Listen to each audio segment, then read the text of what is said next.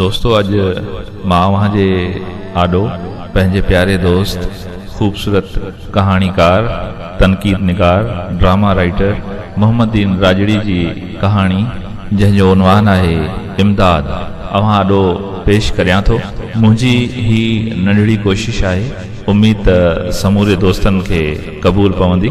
पंहिंजी राय जो इज़हार ज़रूर कंदा। जेकॾहिं अव्हांखे कहाणी पसंदि अचे त हिन कहाणी खे शेयर कंदा, कमेंट कंदा, त जीअं असांजी हौसला अफ़ज़ाई थी सघे। कहाणी तरफ़ वधंदासीं जंहिंजो उनवान आहे इमदाद। अॼु राति निंड नेणनि खे पंहिंजो करे ई न पई। इमदादी राशन जो बाचको मिर्चनि जी लप थी पियो हुजण। छा आहे पोइ?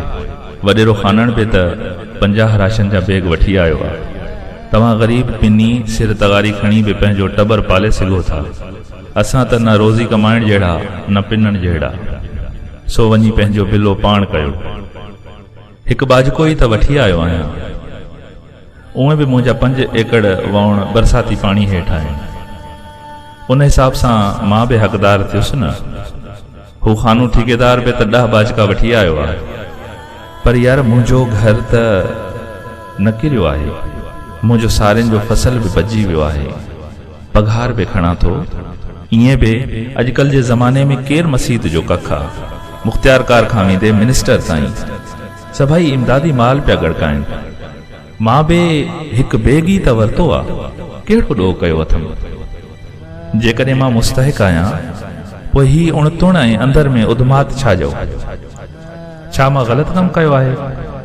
सॼे ॻोठ वारा त राशन वठी आया आहिनि। ज़मींदार, सुखिया ज़मीननि वारा, पघारदार, ॿियो त ठहियो। ख़ैर, जानिब वारा त वरी बि हक़दार आहिनि। हराम ऐं हिलाल जो त लेखो ई नाहे, रुगो आहे नफ़्सा नफ़्सी। पर मां कंहिंजो हक़ त न खसे आयो आहियां। ख़ैर, हिकु बैग जी कहिड़ी ॻाल्हि आहे? कीअं कयां?